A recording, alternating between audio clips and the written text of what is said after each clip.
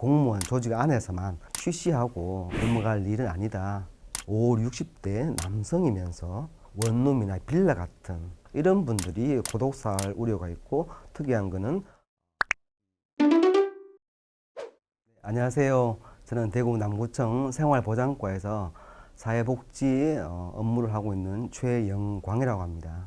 제가 19년 동안 공직에 근무하면서 지금까지 수차례의 고독사안, 그러니까 변사체를 발견한 정인이고, 더 이상 이게 공무원 조직 안에서만 쉬쉬하고 넘어갈 일은 아니다. 고독 변사체가 발생할 때마다 공무원이 어떤 관리 책임이라는 데서 자유로울 수 없었던 게 사실입니다.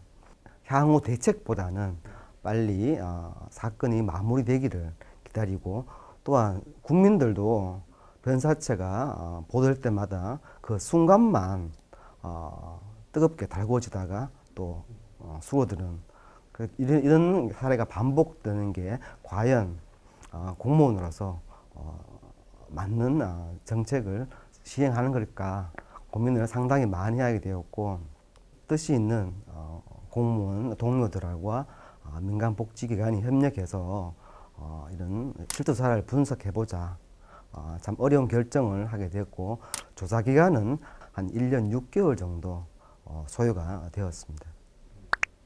그 조사 내용은 최근 10년 동안 남구에 거주하면서 혼자 계셨을 때 돌아가신 경우를 고독사라고 지칭했고요. 총 311건 중 정보 수집이 가능한 196건의 분의 그 분석 결과는 남자가 143명, 여자가 53명으로 남성분이 한 3배 정도 많은 걸로 나타났고요. 연령은 50대에서 60대가 50%로 50대가 대다수였고요.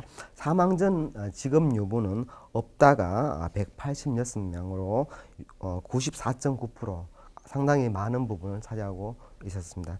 질환은 있다가 83.7%로 나타났고요. 질환 종류로는 정신질환이 41.5%로 가장 많았습니다. 그리고 순환기 계통, 즉 심장마비라든지 그런 뇌경색 같은 돌연사할 수 있는 그런 질환을 가지신 분들이 많아서 앞으로 1인 가구나 가구 관리할 때 이런 질병이 있으신 분들은 유념히 보셔야 할 것으로 생각됩니다. 발견 당시에 어떤 집에서 사셨는지 조사한 결과는 소규모 공동주택, 다세대, 빌라 같은 곳에 사시는 분이 60.2%로 나타났고, 이거는 향후에 사업을 진행할 때 어떤 대책을 수립할 때 그 지역의 특성을 반영을 할 수 있을 것 같아요. 이게 특이한 거는 이 부분입니다. 공적 돌봄 지원이 없었다, 그동안에 없었다는 분이 85%가 돌봄을 받지 못했다는 그런 뜻입니다. 그래서 이 부분은 사회복지에 공백 현상이 발생했다고 볼 수 있고요. 분석 결과는 5, 60대 남성이면서, 그리고 무직자였고, 그다음에 질병이 있으시면서 당연히 혼자 계셨을 거고, 이런 분들이 고독사할 우려가 있고, 특이한 거는 이 이웃과의 관계가 소원해질 수 있는 주거 환경에서는 원룸이나 빌라 같은 곳에서 사망자가 다수 많이 발생한 걸로 그렇게 조사 결과가 나왔습니다. 사실은 이건 예견됐던 상황이라고 생각합니다.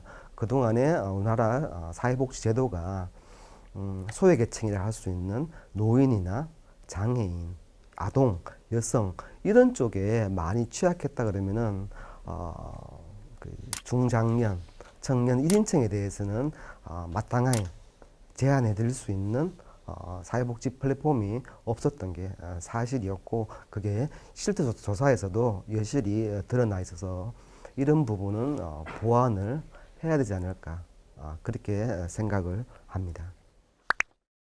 큰 의의는 국민의 삶의 질을 책임지고 있는 공무원이 이 실태 조사를 진행했다는 게 큰 의의를 둘 수 있겠고요. 그동안에 제안하는 대부분의 사업은 사실은 체감, 현장에 있는 사람들이 체감할 수 없는 그런 게 좀 많이 있었습니다.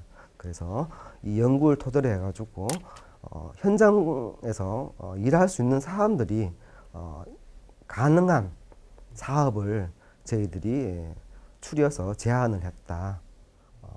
그냥 향후 뜬금 잡는 그런 사업이 아닌 당장 내년에 시행해도 가능한 그런 사업을 제안했다. 이런 데 큰 의의가 있다고 볼 수 있습니다. 살아 계실 때 그 사람들을 발굴해가지고 취업이나 여가나 건강 문제를 해결할 수 있어가지고 누구나 존엄할 수 있는 그런 죽음을 맞이해야 하게끔 하는 게 이 연구의 목적이라고 생각합니다.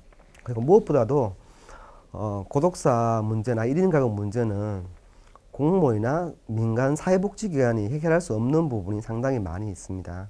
구청에 사회복지 공무원을 100명을 채용을 해도 1인 가구나 고독사 문제는 해결할 수 없다고 보고 있습니다. 지역사회가 주민과 함께 이 문제를 같이 풀어나가는 게 정답이 아닐까. 분명히 위기 가구가 많이 발생하는 것은 사실입니다. 앞으로 또 다른 어떤 위기가 할지 모르겠는데 제 경험상 그분들은 어떤 경우라도 신호를 보냅니다. 시그널을. 예를 들자면은 밀린 택배 상자, 24시간 켜져 있는 전등, 체납 고지서, 밀린 공과금, 그 어떤 시그널을 분명히 보낼 거라고 생각합니다. 주위에 그런 사례가 있다 그러면은 반드시 행정기관에 얘기해 주신다면은 저희들이 즉시 출동해서 그 부분을 해결할 수 있도록 노력을 다할 테니까